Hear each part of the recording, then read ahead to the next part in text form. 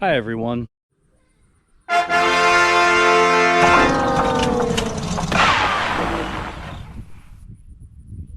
So I've been talking about the chipper that I have quite a bit recently, and we use it to make our wood chips for our compost, which is kind of foundational to the kind of farming that we do. So today I want to talk a lot more about our chipper and then show you how it works. Here it is. It's a Yardmax chipper. It's big and orange. This particular model is the YW7565, and it's got a Briggs & Stratton engine, 208cc, and it's a CR950.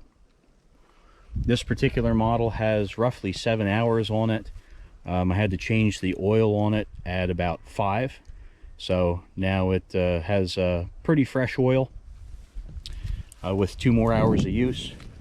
And today we greased it as well, so we got one grease point here, and I'm going to show you how to get to the other one.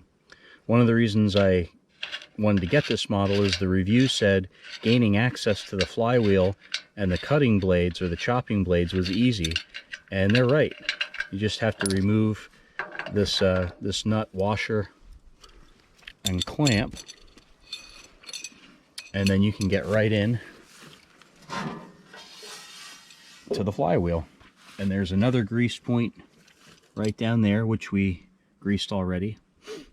And then let's see, where's the cutting blade? There's one of the cutting blades, and you can see with 7 hours on it, that cutting blade's still nice and sharp. According to the instructions, you don't have to sharpen it very much, but you can remove these and sharpen them if you wish, or you can have somebody else do them. So we'll close this back up, and then we'll get it started and give you a demonstration. So I'm sure there's a manual somewhere on how to operate this chipper.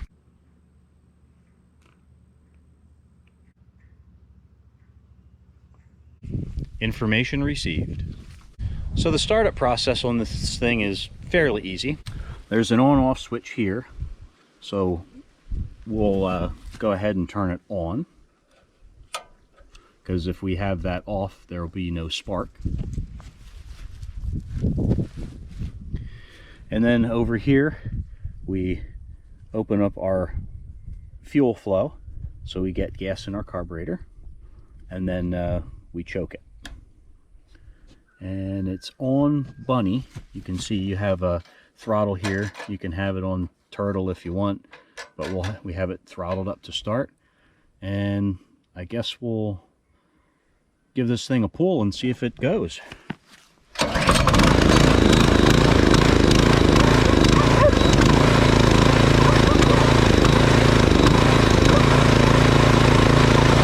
Well, it started for us. That's good. So I shut it down again, and I'm just going to show you how you go through the motions of engaging the flywheel. This particular model, the entire engine moves a little bit. So here's the mechanism down here, and right now the flywheel would be disengaged if it was running. So all I'm going to do is grab this lever, and you push it up nice and slow all the way to there, and then the flywheel would be spinning. Now when the engine's running, you got to do it real slow so you don't bog it down and stall it, and I'll show you that.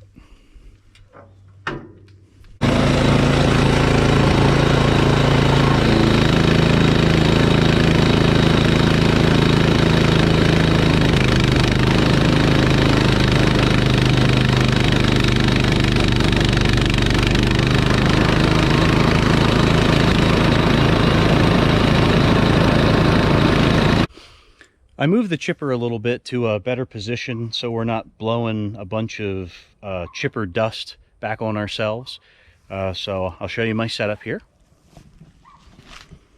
We got the chute aimed at a, well, I guess this would be a garbage can. It's got some wheels on it, have some cinder blocks to keep it at that angle.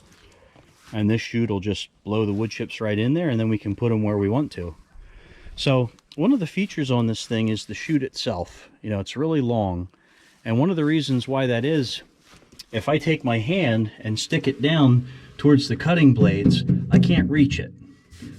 You know, I can try real hard, but it'd be very difficult for me to get my hands down in there and chew my hands up, or any other appendage. So that's kind of a nice, another nice thing about this one. And it's hard to see the hole at the bottom. I think it's a 4-inch square that they allow you to put branches in. So it's fairly sizable also compared to some other chippers that are on the market. Now, of course, with all good things, you're going to have some occasional bad things. I know one of them is the rim on this this tire here is plastic, and so some people complain that it breaks. If it ever does, I'll get, you know, some kind of a replacement for it. But that's really the only bad thing that I'm aware of that has been complained about on the chipper. So I think also you're not supposed to put any diameter branches in there that are over, is it 3 inches? So this will chip real nice.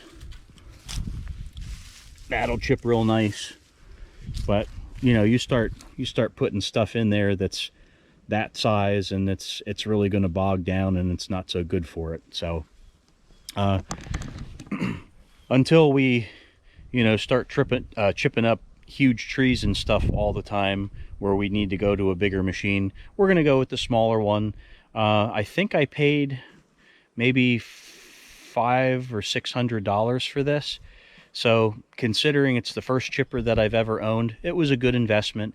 And we've made 6 or 7 cubic yards of wood chips with this in a 7-hour period. And that wasn't, you know, constantly ramming stuff in it. So I'm pretty impressed by it so far. All right, well, I'm going to stop blabbing, and now we'll get chipping. All right, so we're going to fire this thing back up again, and we're going to start chipping some stuff.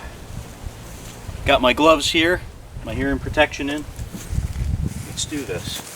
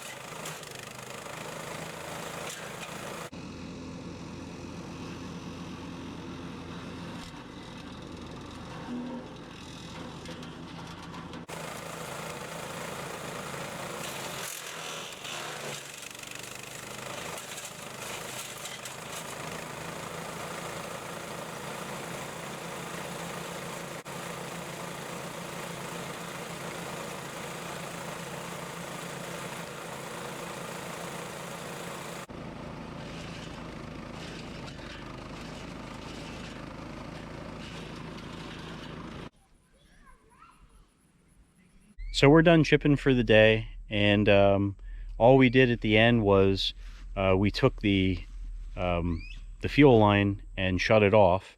And what that does is it just runs the extra fuel that's in the carburetor and fuel line out, and then it's better wear and tear on your engine. So we just brush this thing off a little bit. If you have a blower, you know, give it a good cleaning. We'll probably clean up the air filter as well. It ran real well. What can I say? I think you had a chance to see what the pile looked like beforehand. This is what the pile looks like after now. So Paul can go and fill it up again. And how many cubic yards of mulch do you think it, or chips do you think it made, Paul? Well, counting that trash can there, you could see it. You should videotape that. Okay, I'll go over. I would say probably 3 yards, maybe. 3 yards. Let's like go. that, Let's take a walk over and take a look. Yeah, it's a nice pile of mulch right there. And you could mix the right things in there and make some wonderful compost out of it. That's going to be it for today. We're going to pack that thing up on the trailer and head back home and deal with the chickens. And I guess we should eat, huh? We didn't eat yet, did we? I didn't have lunch. No? His stomach's been growling. Was What did you say? A couple yards? 3 yards? Or 2 yards at least. I would say 2 yards at least. Yeah, that's pretty good. But you know, you consider if you mix little coarse sand in there, manure, if you mix table scraps and, you know, some topsoil in there, it's going to make more than what's there, and you'll end up with some really good compost. Yep. So, all right, let's turn it in.